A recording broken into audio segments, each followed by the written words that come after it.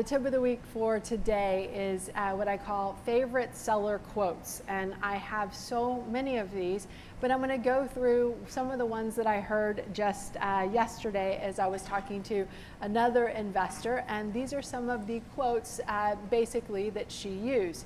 All right, I'm going to go ahead and lay them all out here. So when you are talking to a seller, are you always talking to the seller? No. You're talking to someone who maybe thinks that they have control of the house and maybe who does or does not have control of the house, right? So one of my favorite things that I get to hear all the time is when I'm interviewing people, when I'm talking to sellers, going through all of my questions, and I've got about 82 different questions that I ask every seller every time I talk to them to make sure that I don't miss something and get surprised and punched in the face right before we're going to closing. So one of the questions that I always like to ask is, who else is on title? Who else is on this deed, okay? Now, some people have, some sellers have what I call seller amnesia. Some sellers have what I'll call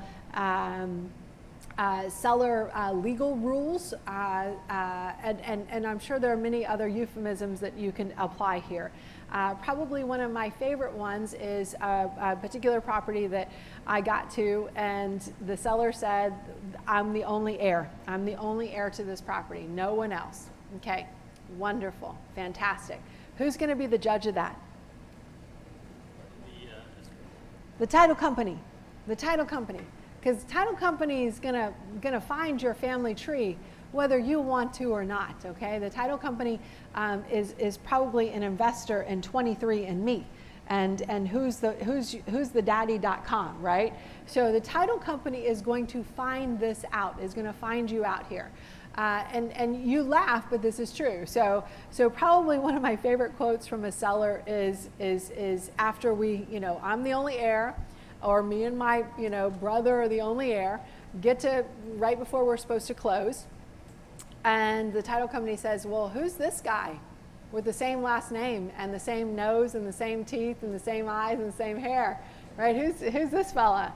And sometimes, probably my favorite one is literally, and this is a quote, well, nobody ever liked that brother anyway. I'm sorry, I'm not an attorney, but I don't think that's part of the Texas legal plan. I don't know about you guys, right? Another one has said, well, that brother's dead. Okay, wonderful. Does that brother have children? Well, we haven't talked to any of that side of the family for years anyway. What does Texas law think about that? No, Texas law needs them to sign as well. So this is seller logic here, guys, and seller logic is not does not always abide by the legal system. That sister is in jail, right? No one's talked to her and forever. That sister moved away. Well, where did she move to? Well, South Texas. Is that like outer space? Like, is that area not covered by law? And the answer is no. And no one liked that brother. No one talks to that brother anymore. They divorced. So this is another big one.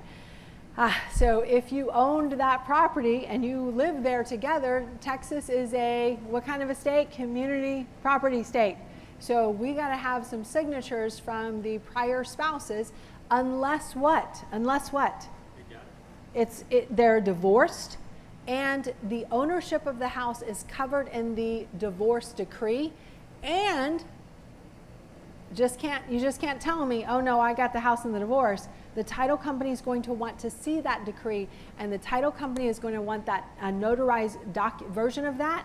They're going to want that submitted so that they can have proof just in case the wife ever comes back and says, oh no, why didn't I get to sign off on that? That was partially my house as well. So the particular situation that I ran in yesterday, and this was really, some of these stories in real estate investing is kind of like a telenovela, like, divorce, bankruptcy, alimony, child support, judgment, lien, and some of these things go on and on and on, and sometimes can be like, interesting to read. But so in this particular situation, The other investor called me to ask for my advice and my experience with the situation. So there was a gentleman, and in the last 2 years had a COVID romance. And as part of the COVID romance, the girlfriend moved in with him, okay? And so the girlfriend is saying, well, I have, rights to this property. This property is now my property. Well, there's no COVID law that covers that. That's not part of the stimulus package, right? That you get your COVID boyfriend's house. So the investor was talking to, and she's like, get out, I'm not gonna sell this house to you. And at the same time, do you think she's making any payments on this house? She's not making a single payment on this house. So again, it's part of the part of her personal COVID stimulus package, right? So then it turns out that the investor is talking to one of the daughters of this gentleman here who's passed away. And then she gets a little further into the story, and she's like, well, there was a will. And I'm like, wonderful, this will solve everything. Well, in the will, he wrote the will before he got the house and while he was married to his ex-wife. And in the will, he wrote his kids out of the will, and he wrote his now ex-wife into the will. Gets more interesting, doesn't it? What do you do here? Who's the person who she's talking to? The daughter, who may not have any interest in the property. But the daughter is trying to explain this away to the investor, as if the investor is going to be able to close this transaction with title insurance and be sold to it by anyone who actually owns it. Fascinating, right? I could tell you story after story of people who will sell you houses who don't actually own them, including probably one of my favorite ones. It was truth is stranger than fiction, right? Truth is stranger than fiction. Never is that saying more true than in real estate investing, okay? So we found a property one time, and this is not listed on this set of items here. We found a property one time. We were talking to the seller, wrote up the contract, sent it over to the title company. The title company said, who in the heck is this person who you signed this contract with? Well, they told us they were the seller. No, they're not the seller. I don't know. There's two brothers who own this property. Okay, so we called up the guy who we put it under contract with, and what did the guy say? Well, these two brothers, one of them owes me money. Apparently, as part of a drug deal gone bad. Okay, so I don't know if it was like the headlock version, like sign here, or what had happened here. And then one of the other brothers was like in an insane asylum. So these are the type of interesting issues that we encounter as real estate investors. And believe it or not, we got through that and got everything done. And we basically put drug dealer and debt owing owner, son or brother into one room and said, here's the money, you guys decide how you want to split this up, right? But we still had to have the owner actually come to sign. So truth is stranger than fiction. These are things that happen. This is seller logic and some favorite seller quotes. They're going to sound very convincing when they tell you this stuff, okay? It's your job to be able to keep asking questions. It's your job to continue to be curious. So I will tell you what all of these quotes have in common. They have nothing to do with how law works in Texas, right? And for us as a real estate investor, do we not want to make sure that when we are closing, we're closing at a title company, we're closing with title insurance to make sure that our interests are protected in the property. Guys, you can close not at a title, and I want to make sure this snippet doesn't like just get out just in this little piece, so I want to make sure you listen to the whole thing. You guys can close not at a title company. You guys can close not at with title insurance all day long. Just understand there are incredible risks in doing that, meaning you may not have a marketable title to your next buyer. right? So don't be rushed into a deal. Don't fall into and start believing some of this seller logic and know that some of these things will create these big headaches right before your closing. And in fact, they may completely blow up your deal, especially if the deal has a timeline, right, with a foreclosure auction.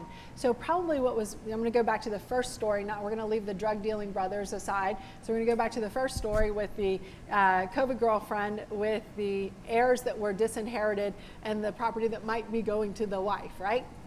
So in that story, there's a couple more details to it. It's also going to foreclosure next Tuesday, okay? So the investor's calling the trustee and saying, hey, I need you to stop this. We're kind of getting all this figured out. The guy died, give us some time. So the trustee says, okay, but you have to get me these 3 things. I need a contract, I need proof of funds that you can buy it for cash, and I need to see an heirship affidavit.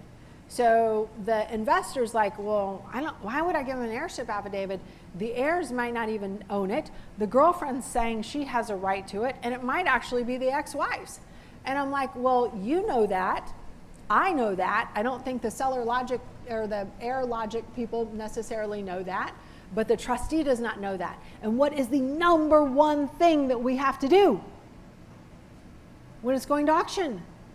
We have to stop the auction. Right? So yes, sir, Mr. Trustee, I'm going to get all this stuff to you, even though I know this won't work in the end. As a real estate investor, we have to be going down parallel paths to be able to get to the end goal at the end of the day. So number one thing is to stop the auction. And to do that, we're going to do some things that we may not end up using at the end of the day, but who cares? You guys follow that? And stopping the auction will give us enough time to kind of figure out what's seller logic, what's Texas law, what this will says, if there's another will, and all of these different things. Just be aware of that. It makes real estate investing both adventurous and fun, even though it may not feel that way when you're kind of listening to this story right now. But how do you prevent a major problem? You have to ask really what feels like uncomfortable questions, okay? You have to be curious. You have to ask, like, well, if your neighbors were alive, would they say that there were any other children? If your, your pastor was still alive, would they say, is there anybody else who might say that your story is incorrect, right? Or is there anything that if we were using 23andMe, DNA genetic studies, we might find out that is incorrect here? Because I'd like to know this before we go any further. And also, share the stories that I have. So one of the reasons why we share what we call this tribal knowledge is so you guys can be more powerful when you all are out in the field yourselves. You follow that? So if you can share this story where I was talking to another investor the other day, or you make it your own story, another property that I dealt with that was not dissimilar to this, we found out right at the last minute that there was another heir. And it blew the entire deal. It would break my heart if you lost all of the equity in this deal because I wasn't asking the right questions. Is that a fair way to say it? I think so too. So ask those very uncomfortable questions as early on as you possibly can. So guys, that is our tip of the week. I hope you found that useful and maybe terrifying, and maybe both. I don't know, but we're excited to be able to share those tips with you every week on what it's like to be a real estate investors. So how Texas REIAs can help you guys. For us, we learned a very long time ago that the more resourced you are, the more knowledge, what I call tribal knowledge that you have, the more successful you will be in your own business. And what we find is a lot of times investors are not getting the information that they need because, and I'll ask the question, how many of you guys are at university right now? How many of you guys are at YouTube University right now? Oh yeah, okay, it's okay. But sometimes what I find is for people who are at YouTube University, you're getting your information for some wild and fun and energetic and crazy guys, right? who can really like, you know, hold a mic and run a show. But where do they live? No idea, right? Where do you need them to live? Where you are investing, right? So stop taking advice from the guy who has a gazillion followers and start taking advice from people who are investing, living, and working where you want to invest in real estate, right? So that would be my guidance and coaching for you guys. I don't want you all to kill yourself trying to figure it out yourself. What I find is a lot of brand new investors are playing pin the tail on the donkey, right? You know, it's like they're blindfolded, they're turned around, and they're like, okay, go, you know, go out there, best of luck to you. So we don't want you guys doing that. We want you to leverage all the different knowledge that we've built up over this time so that you can be more successful and faster. So that's one of the reasons why we do this. It is also to continue to give back to this community. This community has been serving me deals, opportunity, funding, knowledge, shortcuts since I walked into my first Real Estate Investor Association meeting almost 20 years ago. So that's why I continue to carry the torch and give back. So that's how we can be of service to you guys. And